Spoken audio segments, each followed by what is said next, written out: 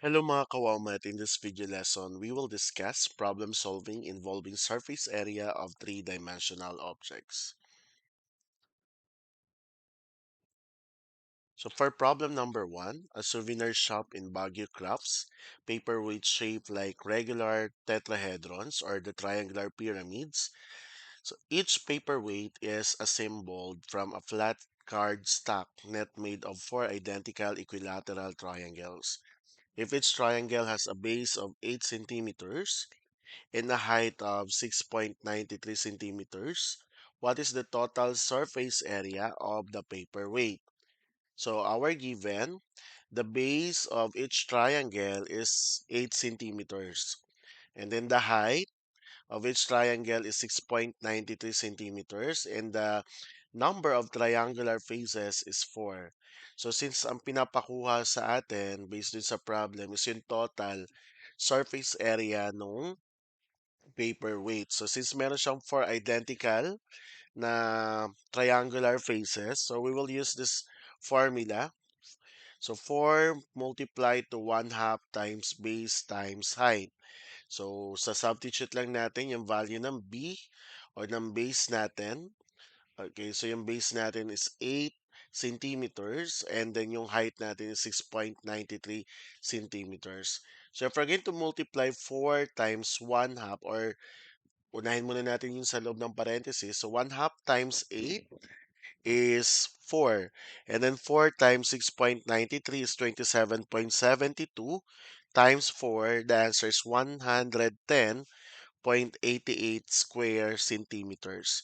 So the total surface area of the paperweight is 110.88 square centimeters. Next, problem number 2. An event organizer in Makati is ordering a glass trophies shaped like square pyramids. So the net of the pyramid consists of a square base with a side length of 12 centimeters and four identical triangular faces, each with a slant height of 15 centimeters. So find the total surface area of glass used for the trophy. So meron tayong side length. Okay, ito yon yung side length of a square base or the slant height, or rather slant height, is the 15 centimeters. And then, meron tayong square base, which is 12 centimeters. Since nabanggit naman sa ano, na this is a square pyramids, so we will use the formula for a square pyramid, S squared plus 2SL. So yung S is the side length of a square base, which is 12 centimeters. And then, substitute, again, yung S natin, ibig sabihin yan is the side length of square base. So, 12 squared plus 2 times 12 times 15. So, 12 times 15 is 180 and 12 squared, so ibig sabihin nun, 12 times 12. That's why 144. 2 times 180 is 360. Then add 144. That is 504 square centimeters. So, ibig sabihin, the total surface area of a glass used for one trophy is 504 square centimeters. For problem number 3, a toy supplier in Divisoria designs a cardboard net that folds into a cube-shaped box for a puzzle toy. If each edge of the cubic net measures 7 centimeters, calculate the total surface area of cardboard required per box. So we all know this is a cube. Okay, so the given na meron tayo is the edge length of cube, which is 7 centimeters. So the formula for the surface area of a cube is 6s squared. So papalitan lang natin yung S ng 7 and 7 squared is 49. 49 times 6, that is 294 square centimeters. So, okay, kapag kayo nagtataka bakit naging squared yung unit natin, okay, so ibig sabihin, kasama kasi siya dito dapat, no? 7 cm squared. So, dalawang beses din natin i-multiply yung unit natin. So, cm times cm is squared centimeters or cm squared. For problem number 4, So as you can see on the given diagram, that is rectangular prism, a local footwear brand in Marikina creates a foldable cardboard net for a shoebox. The net folds into a rectangular prism with a length of 30 centimeters, width, okay, ito yung width niya, 20 centimeters, and the height is 12 centimeters. Calculate the total outer space area of the box.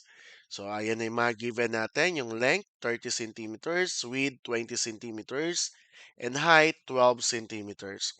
So, using the formula for the surface area of rectangular prism, we have 2 times the quantity of length times width plus length times height plus width times height. So, substitute lang natin lahat yan. So, yung length is 30, ang width natin is 20. 30 times 20 is 600 plus length times height. So 30 times 12 is 360 plus width times height. 20 times 12 is 240. So add nyo lang lahat yan and that is 1,200. Multiply it by 2. So the answer is 2,400 square centimeters. So the total outer surface area of the box is 2,400 square centimeters. Next, a food manufacturing factory in Laguna prints paper wrappers for cylindrical chip cans. So the net consists of two identical circular end caps with a radius of 5 centimeters and a rectangular body with a height of 22 centimeters. Compute the total surface area of the full net. So, given natin, the radius is 5 centimeters and the height of the cylinder is 22 centimeters. So, later, we will use the equivalent value for pi, 3.1416. Since ang pinapakuha is the total surface area ng cylinder, okay, we will use this formula. So 2 pi r squared plus 2 pi r h. So h is the height and r is the radius. So the total surface area of the full net is equal to the total surface area of the cylinder. So we will use this formula by substitution. So pi, kahit na sa dulo niya na no, i-convert yung pi, okay lang din naman na pi pa rin to. So 2 times 3.1416, 5 squared is 25. And then 5 times 22 is 110. Okay. Times 3.1416. So this will be the answer. 345.576. 25 times 3.1416 is 78.54. So multiply times 2, 157.08. 2 times 345.576 is 691.152. So add lang natin yan. So ang makuha nyo is 848.232. Okay, so round off into two decimal places. So 0.23 square centimeters. So the total surface area of the full net is 848.23 square centimeters.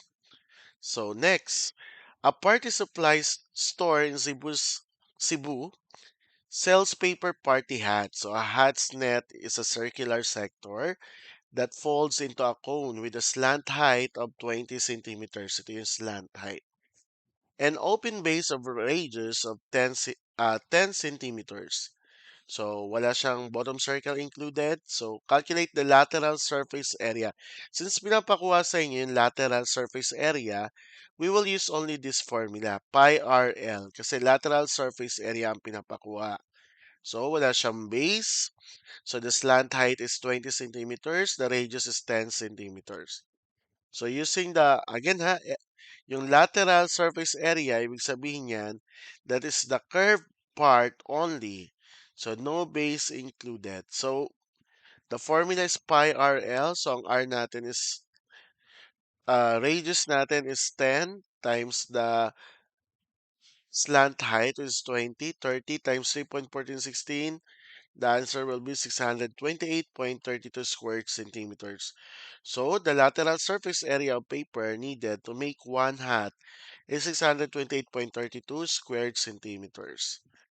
Okay? I hope medyo naintindihan no, ang paggamit ng surface area. okay, of three-dimensional objects.